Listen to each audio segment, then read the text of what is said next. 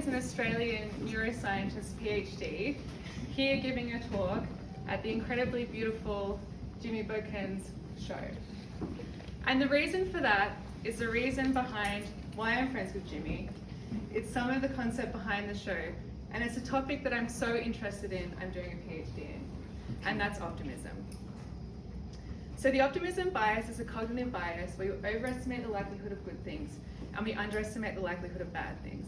So our expectations are better than reality. And what's so interesting about this bias is that we would think, in order to make the best decisions in life, we should represent information as accurately as possible, so we can weigh out pros and cons and make good decisions. But what the optimism bias shows us is that we're better off in thinking good things will happen. Optimists live longer lives, they're healthier and they're happier. Optimists have better heart health, they have better immune function. There's even a study that shows after traumatic brain injury, if you're optimistic, you have better cognitive function. So why would it be that thinking in this way and seeing the world in this positive light is a good thing? And to explain that, I'm going to tell you a very personal story about how I met Jimmy. So, a year ago, I met a boy in Melbourne. I had known him for 3 weeks.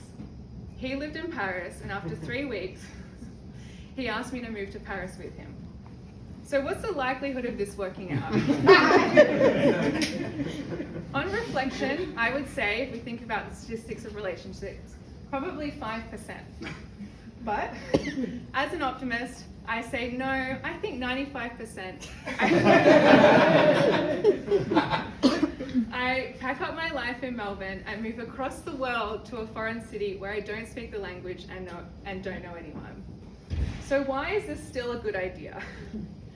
So the reason that optimists have all these better life outcomes is because they engage in more activities. If you think good things are going to happen, you're going to be more likely to do them. And although not everything will work out for you, because the real world probabilities do exist, you're going to be better than if you just stay at home and don't do anything. If you overestimate the likelihood of having a good time at a party, you're going to be more likely to go. If you overestimate the likelihood of how good it is to eat well, you're going to be more likely to eat well. And if you keep going to the parties and you keep eating well, some good things will happen. So, off I go to Paris. Those of you in the audience might be laughing because you know from the minute I got there it was a total disaster. It was very clear this relationship had a 100% chance of not working out. As I'm in Paris, my relationship's crumbling down, I don't know anyone at all.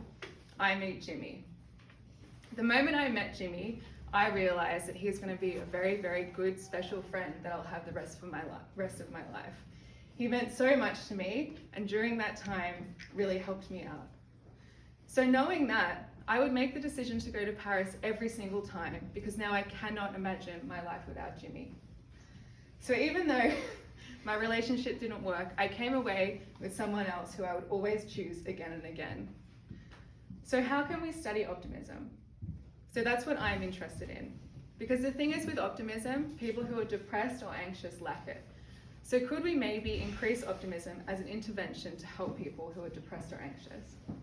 So people who are depressed either see the world as it is, as we've just established, is not a good thing, or they have a pessimism bias, where they overestimate the likelihood of bad things happening. So I'm interested in different interventions we could use to increase optimism. And the one I'm going to talk about today is psilocybin.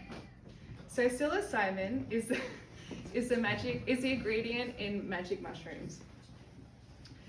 And to do that, I tested psilocybin in rats. So why would we use rats to study psilocybin? And the reason for that is it's actually really interesting. Nearly all species have an optimism bias. So we see it in horses, we even see it in bees, and we see it in rats as well. And if we use rats to study these things, we can get heaps and heaps of data, more than if we look at it in humans. So what we did is that we had 2 groups of rats. One were given the dose of psilocybin, the magic mushrooms, and the other were given the saline, that's just like a placebo. And then 24 hours after we gave the rats these doses, we measured their behavior for 14 days. And we did that by getting them to do this task. And in this task, it was in their home cage, and they could make a decision. They could decide just to stay in the home cage and do nothing, which is kind of, we can think about the decision to stay at home and not go to the party or go and exercise. Or they could engage in a task where they had the chance of getting a reward. So that's like going to the party or going on that run. And what we found was over the 14 days, the rats who were given the psilocybin got more rewards. And they got more rewards because they were just doing the task more. So this was really exciting because this is exactly how we think optimism works, by going out and doing more. But although we see the rats do more, how do we know this is because of optimism? How do we know this isn't because of something else? And to do that, I use this method called computational modeling, where you get all the actions and observations of a rat and you fit it into these equations. And you run these things and out come these things called parameters.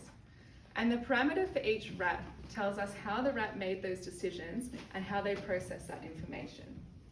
So with this computational modeling result, we found two really exciting findings. The first one was the rats that were given psilocybin were less loss averse. So what does this mean?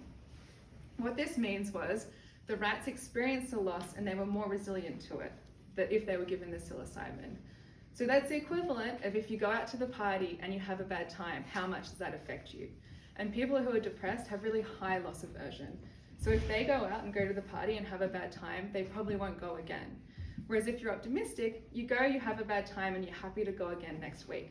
So it was really exciting that we found that psilocybin changed this in the animals. We also found another thing. We found that the rats treated with psilocybin learnt more from rewards and good things and less from bad things. So this is the same as what we see in humans. Humans who are optimistic learn more from good news and less from bad news. So we see this same thing in the rats. It's this asymmetry in how we update our beliefs about the world. So taking together the loss aversion and the asymmetry in belief updating, as well as the increased engagement, we can say that it looks like psilocybin increased optimism in these rats. So the next steps would be to think about how we can use this in humans to help people with depression. So this is how I've studied optimism. How has the Undawn studied optimism? So in the Undawn, we have an intervention that people make hearts with their fingers. And in the Undawn, every single participant did this. We didn't have any controls. And it was really interesting because in the Undawn, we found that by making hearts with fingers, nearly every participant turned into a Sylvian. And they experienced extreme joy and bliss.